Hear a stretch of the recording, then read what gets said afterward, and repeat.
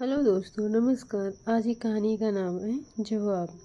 दीपिका रसोई में गर्मा गर्म रोटियां सेक रही थी और बाहर बैठे नंद नंदोई को खाना परोस रही थी।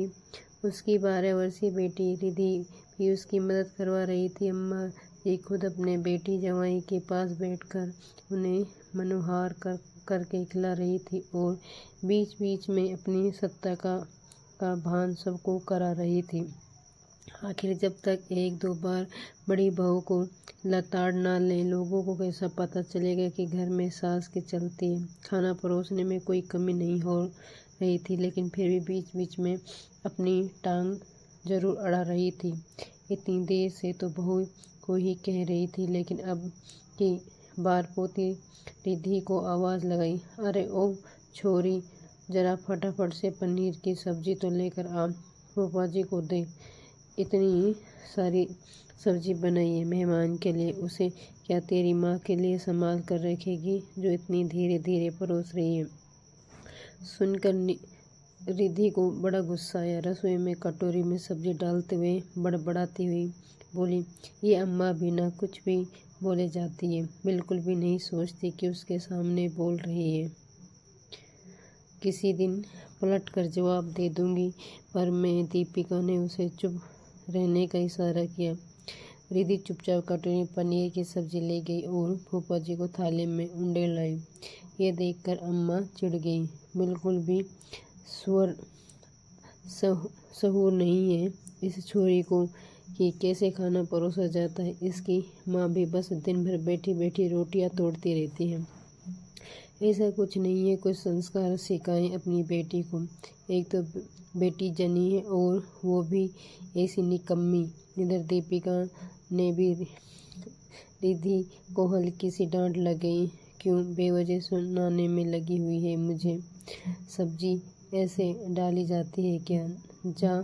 जाकर तेरी पढ़ाई कर ले, मैं खुद खाना परोस लूँगी। हाँ, मुझे भी डांटो, अम्मा को तो कुछ कहना मत। निधि भी गुस्से में पैर पटकती हुई कमरे में चली गई। दीपिका खुद को सबको खाना परोसने लगी। दीपिका रोटी लेकर आई तो नंद रेखा ने कहा, भाई बहुत सिर चढ़ा रखा है आपने, रिद्धि को बिल्कुल भी तमीज़ नहीं है कि खाना कैसे परोसा जाता है। ये तो मेरी अम्मा है जो इतना बर्दाश्त कर लेती। अगर ऐसी सास होती, मेरी जैसी सास होती ना, तो पता चलता। इसके मुंह से ये बात सुनकर खाना खाते खाते मेहमान के हाथ रुक गए तो रेखा ने उन्हें घर घूर कर देखा और उन्होंने चुपचाप खाना खाना शुरू कर दिया। ये देखकर दीपिका के चेहरे पर हल्की सी मुस्कान आ गई और उसने मन ही मन सोचा कि कौन किसे क्या संस्कार सिखा रहा है, कुछ समझ में नहीं आ रहा, और अपने काम पर लग गई। नंद नंदोई अभी खाना खाकर उठे ही थे कि देवर देवरानी संजी और सुमन भी ऑफिस से घर आ गए। आते ही नंद नंदोई के साथ बातचीत करने बाहर ही बैठ गए और बातचीत करते करते देवर बोला, अम्मा आज तो बहुत ज़ोर से भूख लगी है, फटाफट खाना लगवा दो। हाँ हाँ, तो भूखे क्यों बैठे हो? खाना तो बन ही चुका है, अभी बड़ी बहू को कहकर खाना लगवाती हूँ, कहकर अम्मा जी ने दीपिका को आवाज़ लगाई और अपना संजीव और सुमन का खाना लगाने के लिए कहा। अरे पीयूष कहाँ है? अभी तक आया नहीं क्या कोचिंग से? पहले उसे तो ले आओ। सुमन अपने 8 वर्षीय बेटे को इधर उधर देखते हुए खड़े होते हुए बोली, अरे बहू तू क्यों जा रही है? वो निधि है ना, वो ले आएगी। वैसे भी वो निकम्मी कुछ काम नहीं करती। कहते हुए अम्मा ने रिद्धि को आवाज़ लगा दी, जाकर वो पीयूष को लेकर आए। इतने में दीपिका तीनों का खाना लगा कर बाहर ले आई और निधि पीयूष को लेने उसके कोचिंग चली गई, जो 3 मकान छोड़कर ही था। थोड़ी देर में ही रिद्धि पीयूष को लेकर आ गई। पीयूष के घर आते ही अम्मा ने उसे अपने साथ ही खाना खाने बैठा लिया और निधि से कह दिया कि उसका बैग ले जाकर तो उसके कमरे में रख दें। बैग रखने के बाद रिद्धि अंदर रसोई में जाकर दीपिका से बोली, माँ मुझे भी भूख लग रही है, मुझे भी खाना दे दो। हाँ बेटा, बस 5 मिनट तू यहीं बैठ जा, मैं तेरे लिए भी खाना लगा देती हूँ। कहते हुए दीपिका ने रिधि के लिए भी खाना लगा दिया और उसे वहीं रसोई में बैठा लिया। जानती थी कि अगर बाहर बैठाएगी तो बार बार निधि को ये लोग बीच में उठाएंगे, जो दीपिका को बिल्कुल अच्छा नहीं लगता था। अम्मा जी के दो बेटे हैं, सुरेश और संजीव। सुरेश की पत्नी दीपिका और बेटी रिधि, वहीं संजीव की पत्नी सुमन और बेटा पीयूष, बेटी काव्या, जिसकी शादी 2 साल पहले हो चुकी थी। सुरेश बाहर रहकर काम करता था और महीने में 1 बार घर आता था। अम्मा ने कभी भी दीपिका को उसके साथ बाहर नहीं जाने दिया, हमेशा अपने पास ही रखा। पहले तो बहाना ये था कि मैं अकेली घर कैसे संभालूंगी, लेकिन संजीव की शादी के बाद भी वही हाल थे।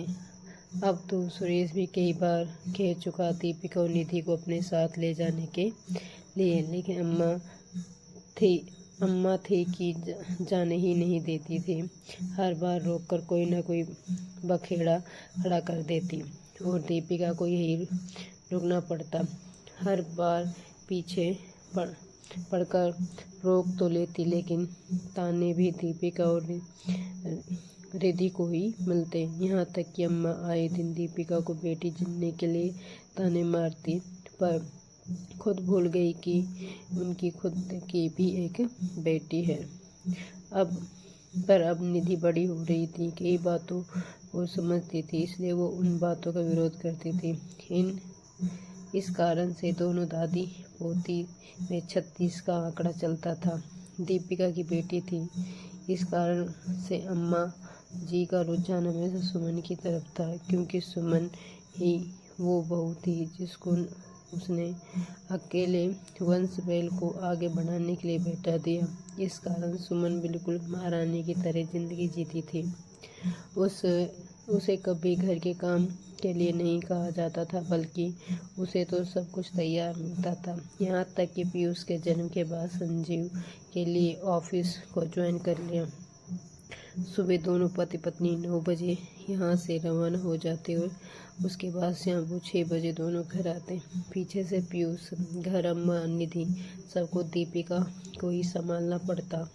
खैर, सब लोग खाना खा रहे थे और दीपिका उन्हें खाना परोस रही थी। दो बार सब्जी लेने के बावजूद भी सुमन ने तीसरी बार सब्जी की डिमांड कर दी।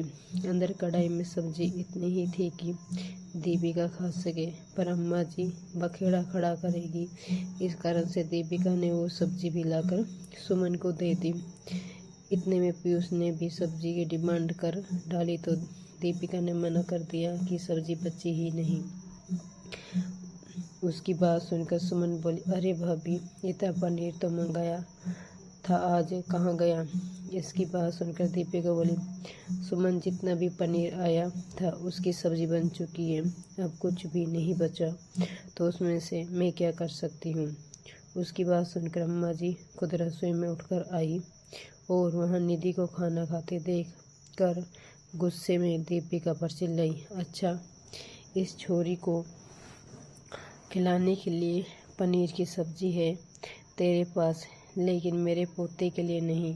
कहती हुई अम्मा जी निधि की थाली में से पनीर की कटोरी उठा ली और उससे बोली, छोरी, अचार के साथ खा लेना, कोई ज़रूरी नहीं है क्या पनीर की सब्ज़ी खाना, ये मेरे पोते के लिए है।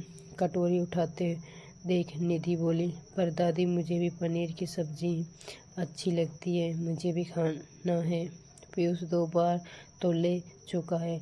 निधि का ऐसा कहना हुआ अम्मा पर चांटा मार दिया ने खींचकर उसके गाल। मेरे पोते का रोटी गिनती है, बैठे बैठे उसकी थाली पर नज़र मारती रहती है, तभी मेरा पोता इतना दुबला पतला हुए जा रहा है। जोरदार चांटे से रिधि का रोना छूट गया और अम्मा कटोरी लेकर बाहर आ गई। दीपिका से ये सब बर्दाश्त नहीं हुआ तो वो भी अम्मा जी के पीछे पीछे बाहर आ गई और उनसे बोली, अम्मा जी, क्या कर रही हैं आप? खाना खाती हुई बच्ची को आपने थप्पड़ मार दिया और फिर उसकी थाली से कटोरी उठा कर ले आई। ओहो, बड़ी जबान निकल आई है तेरी। अरे बेटी की माँ, चुप रहे। तेरी तो औकात नहीं है मुंह खोलने की भी। अम्मा जी अपनी ही रो में बोली। बस अम्मा जी, अब और नहीं। अब मैं बिल्कुल बर्दाश्त नहीं करूँगी। मेरी बेटी की थाली में आपको पनीर की सब्ज़ी दिखी, लेकिन उस पोते की माँ ने तीसरी बार सब्ज़ी ली। वो अपनी थाली में से अपने ही बेटे को सब्ज़ी नहीं दे पाई। हमेशा मेरा और मेरी बेटी का ही खाना आपको चुभता है, और क्या हमेशा बेटी की माँ करती रहती है। आप मत भूलिए कि आप की भी एक बेटी है, तो इतनी जबान आपको भी शोभा नहीं देती। दीपिका रिद्धि को अपने सीने से लिपटा कर अम्मा जी से बोली, ज़्यादा जबान चला रही है तू। याद रख, तेरी जबान खींचना अच्छे से आता है मुझे। चुपचाप से रोटी सेक, सब लोग खाना खा रहे हैं। अम्मा जी दीपिका के सामने झुकने को तैयार नहीं थी। इस रोटी बनवा लो अपनी छोटी बहू से। अब तो एक रोटी ना सेको। मैं आप लोगों के लिए नहीं रहना मुझे आपके पास। मैं खुद अपने पति के पास चली जाऊंगी। कहती हुई दीपिका निधि को लेकर अपने कमरे में आ गई। इधर अम्मा बड़बड़ाती हुई बाहर आई। संजीव, फ़ोन लगा सुरेश को। बहुत ज़्यादा होशियार बन रही है ना ये। इसकी तो सारी होशियारी निकालती हूँ अभी। मेरा बेटा है वो ही सुनेगा। नहीं अम्मा, इस बार आपका बेटा आपकी नहीं सुनेगा। अचानक दरवाजे पर खड़े सुरेश को देखकर सबकी बोलती बंद हो गई। अम्मा जी सब कपाती हुई बोली, अरे सुरेश, तू कब आया? बस अभी आया। जब आप मेरी बेटी और पत्नी को खाने के लिए सुना रही थी। अरे तू नहीं जानता ये बड़ी बहू। अम्मा अपनी सफाई पेश करते हुए कुछ बोलने को हुई तो सुरेश ने हाथ दिखाकर उन्हें चुप करा दिया। बस अम्मा, अब तो मैं अपनी आंखों से देख चुका हूँ। फिर क्या आप बात बना रही हो? अपने छोटे बहू बेटे के साथ खुशी खुशी रहो। मैं अपनी पत्नी और बच्चे को अपने साथ लेकर जा रहा हूँ। मेरे कमाने का क्या फ़ायदा अगर मेरी बच्ची मेरे ही घर में खाने के लिए तरसे। संजीव कुछ बोलने को हुआ तो सुरेश ने उसे चुप करा दिया। जब तू इतने दिन नहीं बोला तो अब भी कुछ मत बोल। बस एक बार सोचना कि अगर मेरी निधि की जगह तेरा पीयूष होता तब तू क्या करता। इसके आगे संजीव कुछ कह ही नहीं पाया और उसी शाम दीपिका सुरेश और निधि को लेकर वहां से रवाना हो गया। इधर दीपिका की असल कीमत अम्मा जी वो पता चल रही थी। घर में आए दिन काम को लेकर चिक चिक होने लगी थी। कुछ दिन तो मेड लगाई, पर जब उसका काम पसंद नहीं आया तो सुमन को जॉब छोड़कर घर में बैठना पड़ा। न तो अब बेटी जमाई को आए दिन बुलाया जाता और न ही अब बहू को ताने सुनाए जाते थे, क्योंकि इस बार बहू पलटकर जवाब दे रही थी। बस फ़र्क इतना है कि इस बार बड़ी बहू नहीं, छोटी बहू सामने थी। अगर दोस्तों कहानी पसंद आई हो तो लाइक शेयर सब्सक्राइब ज़रूर करें। राधे राधे दोस्तों।